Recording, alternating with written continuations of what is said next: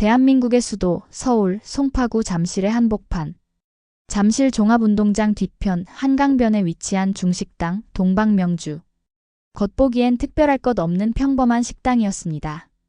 중국풍 인테리어, 중국인 직원들, 그리고 메뉴판에 그려진 전통 중국 요리들까지 얼핏 보아서는 그저 평범한 중식당처럼 보일 뿐이었습니다. 하지만 어느 날 이 평범한 식당에 대한 충격적인 의혹이 제기됩니다. 이곳이 단순한 식당이 아닌 중국의 비밀 경찰서로 활용되고 있다는 것이었죠.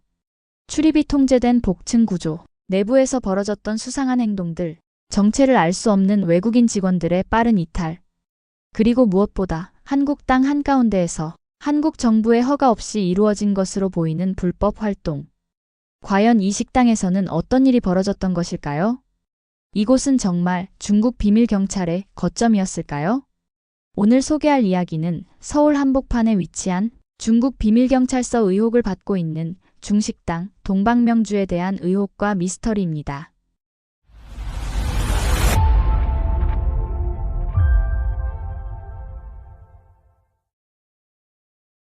식당의 이름은 동방명주.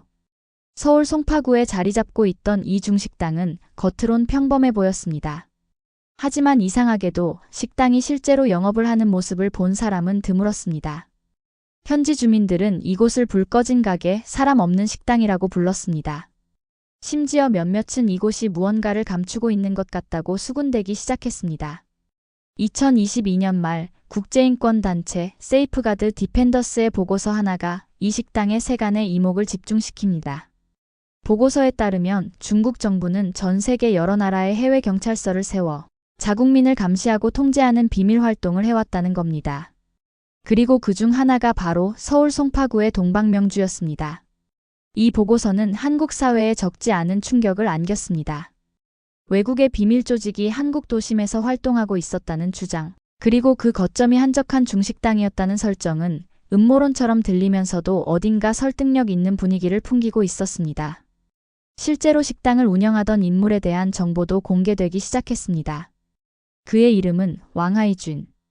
그는 스스로를 사업가라고 소개했지만 그의 경력과 중국 내 이력에는 여러 의문점이 따라붙었습니다. 그리고 이 인물을 둘러싼 이야기들이 하나 둘씩 밝혀지면서 동방명주는 단순한 식당이 아닌 무언가를 숨기기 위한 무대였다는 의혹이 점점 힘을 얻기 시작했습니다. 왕하이준이라는 인물에 대한 정보가 알려지기 시작하면서 의혹은 더 짙어졌습니다. 그는 자신을 단순한 중식당 사업가라고 소개했지만 그를 잘 아는 사람들 사이에선 중국 공안 출신이었다는 말이 은밀히 돌고 있었습니다. 실제로 그는 과거 중국에서 오랫동안 정부 관련 기관에 몸담았던 이력이 있다는 증언도 있었습니다. 공식적인 자료로는 확인되지 않았지만 그의 경력과 행동, 그리고 그가 운영한 식당의 운영 방식은 단순한 자영업자의 모습과는 거리가 멀었습니다. 아무런 홍보도 없이 손님도 거의 받지 않으면서 수년간 유지된 식당. 그리고 그곳을 드나드는 낯선 인물들. CCTV에 찍힌 장면들은 하나같이 뭔가를 숨기고 있다는 느낌을 지우기 어려웠습니다. 그가 운영하던 동방명주는 겉으론 식당이었지만 실제론 누군가의 지시를 받아 정보를 수집하거나 사람을 감시하거나 어떤 메시지를 전달하는 공간으로 쓰였다는 의심이 점점 힘을 얻어갔습니다. 왕하이쥐는 자신을 둘러싼 모든 의혹을 강하게 부인했습니다. 2022년 12월 말 그는 직접 기자회견을 열고 동방명주는 단순한 중식당일 뿐이며 자신은 중국 정부와 아무런 관련이 없다고 주장했습니다. 손님이 없었던 것도 코로나로 인한 경영난 때문이었다고 설명했습니다. 하지만 그의 해명에도 불구하고 사람들의 의심은 좀처럼 사그라들지 않았습니다. 당시 한국 경찰은 비밀경찰서 의혹에 대해 구체적인 증거가 없다는 입장을 내놨고 공식적인 수사도 조심스럽게 진행됐습니다. 하지만 시간이 지나면서 왕하이준과 관련된 또 다른 혐의가 드러나기 시작합니다. 2024년 초 그는 부인과 함께 식품위생법 위반 혐의로 정식 기소됩니다. 유통기한이 지난 재료를 사용하거나 위생관리가 제대로 되지 않은 정황이 확인됐고 이는 단순한 실수 이상의 의미로 해석되기도 했습니다. 일부에선 애초에 식당 운영이 목적이 아니었기 때문에 위생에는 신경을 쓰지 않았다는 분석이 나왔고 그 의심은 식당의 정체성을 다시 돌아보게 만들었습니다. 특히 법인 명의와 자금 흐름에서도 불분명한 점들이 발견되며 그가 숨기려 했던 무언가가 있다는 생각을 더욱 강하게 만들었습니다. 결국 동방명주는 조용히 폐업하게 됩니다. 그런데 그로부터 얼마 지나지 않아 왕하이쥐는 서울 명동에 또 다른 중식당을 엽니다. 가게 이름은 라오지중고 헛궈 전문점으로 등록되어 있었지만 분위기는 이전과 크게 다르지 않았습니다. 여전히 손님은 드물었고 영업을 하는지조차 알기 어려운 조용한 가게였습니다. 그는 다시 언론의 관심에서 멀어졌고 명동식당은 특별한 홍보도 없이 조용히 운영되었습니다. 외부에는 이곳이 과거 동방명주의 업주가 운영하는 곳이라는 사실조차 잘 알려지지 않았습니다. 하지만 이상하리만큼 동방명주와 닮은 이 식당의 운영 방식은 여기도 역시 무언가를 숨기고 있는 것이 아닐까 하는 불길한 여운을 남겼습니다. 왕하이쥐는 같은 방식으로 같은 구조 안에서 다시 움직이고 있었습니다. 단지 장소만 바뀌었을 뿐이었습니다. 동방명주에서 시작된 의혹은 명동의 라오지중고 헛궈로 이어지며 더욱 깊은 미스터리로 번졌습니다. 겉으론 폐업과 재창업의 흔한 사례처럼 보일 수도 있지만 두 식당을 연결짓는 정황들은 그저 우연이라고 보기엔 너무나 비슷했습니다. 손님 없는 가게, 불분명한 운영구조, 반복되는 은둔형 영업 방식. 사람들은 점점 이 식당들을 하나의 아지트처럼 바라보기 시작했습니다. 무엇보다 석연치 않았던 건 식당이 문을 닫은 뒤에도 경찰이나 정부기관의 수사가 명확하게 이루어지지 않았다는 점입니다.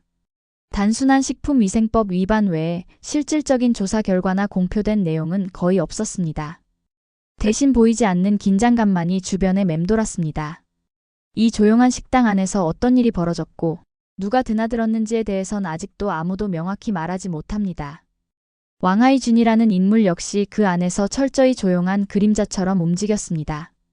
기자회견 이후 그는 공식적인 인터뷰나 발언을 자제했고 새 식당에서도 그의 존재는 드러나지 않았습니다. 마치 모든 것이 준비된 연기였던 것처럼 의혹이 정점에 올랐을 때 그는 무대를 바꾸고 다시 조용히 모습을 감췄습니다. 그리고 이런 흐름 속에서 또 다른 가능성이 제기되기 시작했습니다.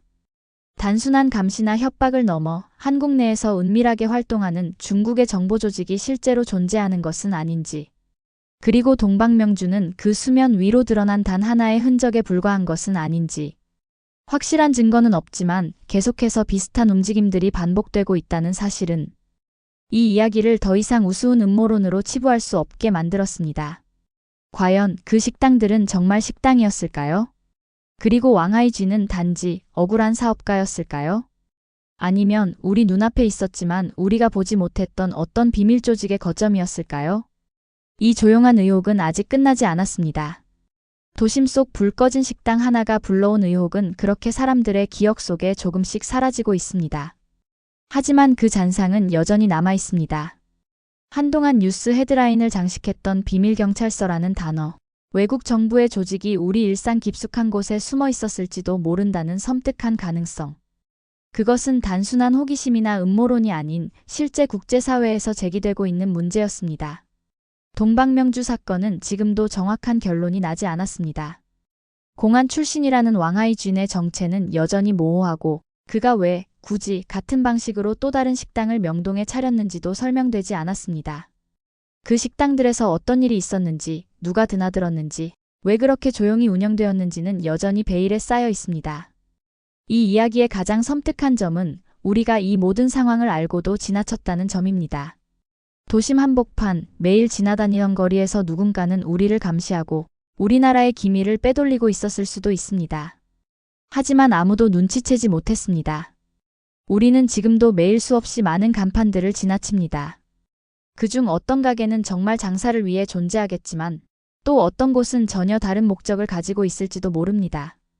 조용히 존재하고 조용히 사라지며 사람들의 기억에서 잊혀지는 방식으로 말입니다. 이것은 단지 중식당 하나의 이야기가 아닙니다. 이것은 우리가 지금 살고 있는 세계가 얼마나 얇은 장막 위에 서 있는지 일깨워줍니다. 그리고 그 장막 너머엔 우리가 아직 모르는 또 다른 진실이 존재하고 있을지도 모릅니다.